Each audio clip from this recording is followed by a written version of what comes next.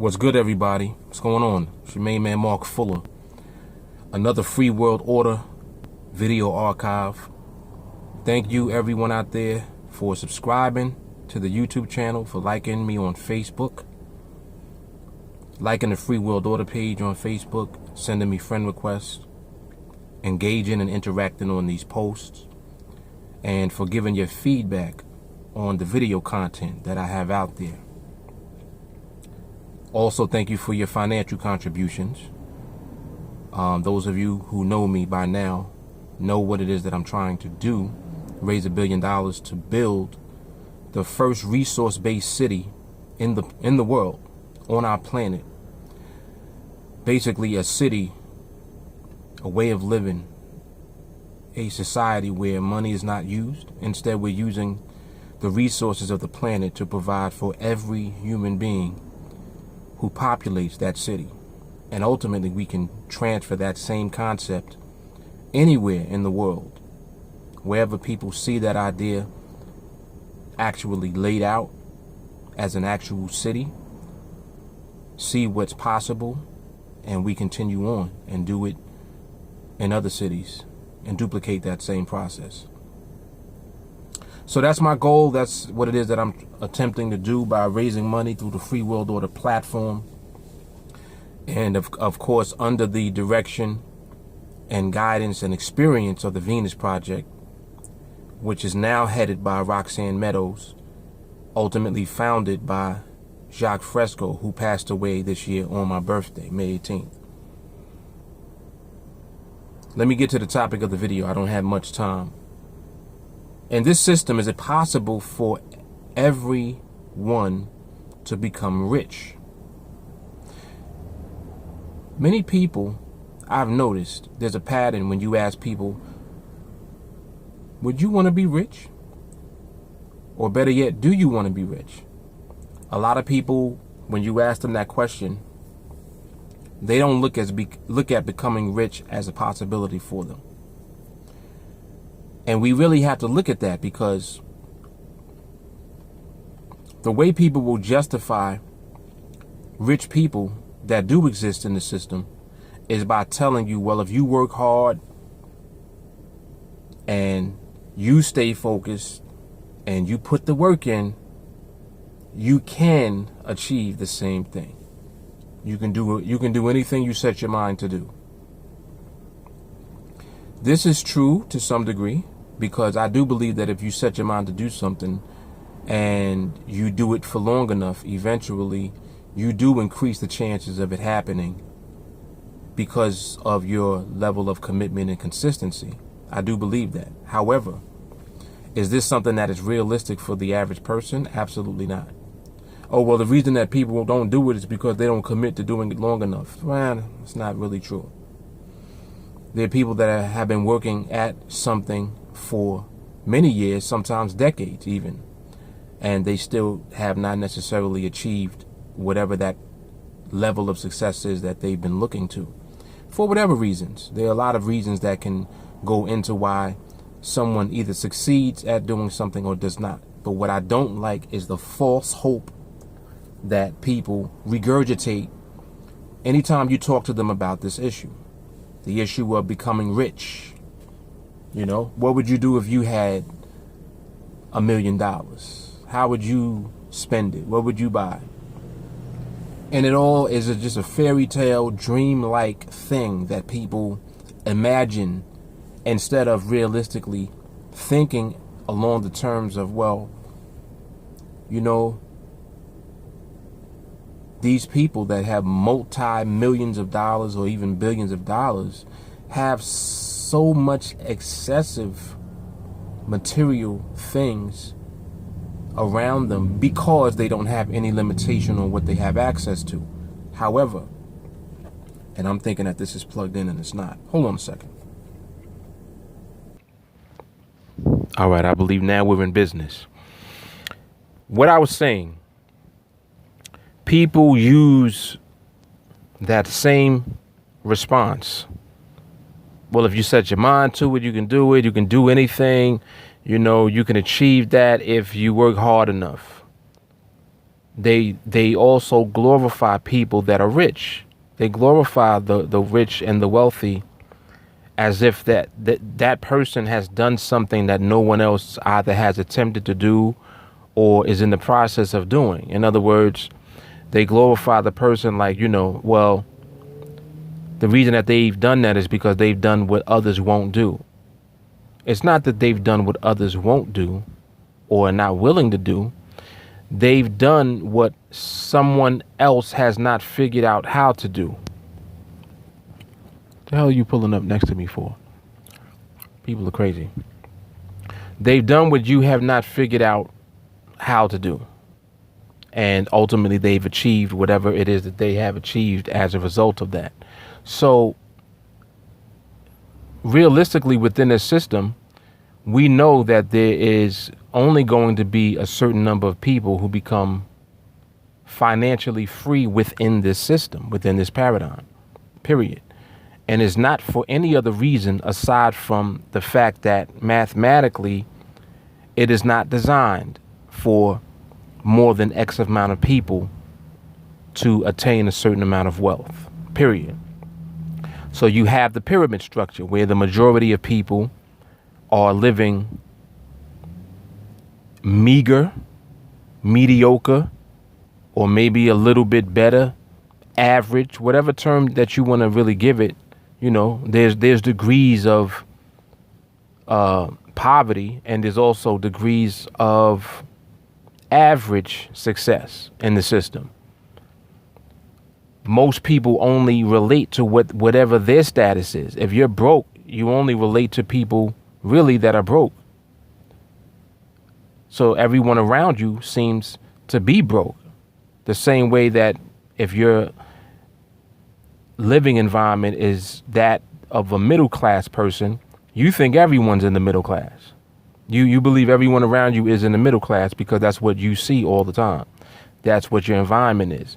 But statistically, 99% of people are either broke, poor, impoverished, or they're living 1 to 2 paychecks away from being broke. This is real numbers. This is not an opinion. This is exactly what the numbers are.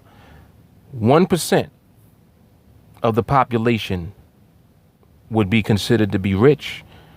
And I would go as far as saying 3% are probably above the average annual income of about $250,000 a year. They fall within that income bracket. 3% of the population. So 97% of the population is either living a few paychecks away from being impoverished or they're living in poverty. Those are the stats. And that's crazy when you actually think about it, because if you look at media and the way things are projected, you would think that it's not that. You would think that most people are living a great life. And everything, of course, is always relative. People in America are living better than people in third world countries, of course. You can't compare someone living in America to someone that is about to starve to death in another country because they don't have access to food and basic essentials. So there's definitely no comparison when it comes to that. But my point is that as human beings, again, our nervous system should be interconnected to the end result of other human beings on our planet. And like, what is the majority of people? What is their experience? If you go to, I forgot what the website is, but if I find it, I'll put the link below this video. There's a website that tracks how many people are in a situation where they are hungry. They're experiencing either starvation or hunger. Like they don't have enough food to eat. And the number is high. Like the number is 900 something million people, like close to 1 billion people worldwide. That's ridiculous. That's a ridiculous number. There's only 7 billion people on the planet, close to 8 billion now. And out of that, 1/8 of the world's population is hungry. It's insane. So this is the reason that I make these videos, because if you consider the fact that it's not possible for everyone to become rich in the society that we're living in, then when you look at people who are rich and you glorify them, what you're doing is you're ultimately glorifying the insanity of the system that we're a part of. Because only a system like the one that we're using, regardless of what you want to call it, the bottom line is that the majority of people are living a meager life, and they have to work and spend their time and be away from their children, etc., in order to earn that living. So it's not even like it's a given. Yeah, there's a percentage of the population that uses the welfare system, or, or on a fixed income from disability or from Social Security or whatever the case may be. But most people are in the labor force, and the labor force is what creates the consumers that buy things that these companies are manufacturing and producing, which ultimately keeps the system going. But the bottom line is that a very few select group of people end up becoming rich and financially free within this system, and financially free to the degree where they're able to not be limited to the things that they have access to. That's what I mean by financially free, financially independent. I mean, it's realistically not something that's even real, but it's something that you can achieve in the system if you achieve it. I can't even say if you work hard enough, or if you set your mind to do it. To me, all of that really is bullshit at the end of the day, because unless really you have a level of luck, and luck is random, it's not something that is scientific. Luck is random. It's the law of random numbers. That's what luck is. What's the odds of you getting struck by lightning? You understand what I'm saying? You're more likely to get struck by lightning than you are to hit the lottery. So that's just a comparison to use, just to give you an idea of what it is that I'm talking about, which mainly is that the odds of you becoming rich in this system is very slim to none.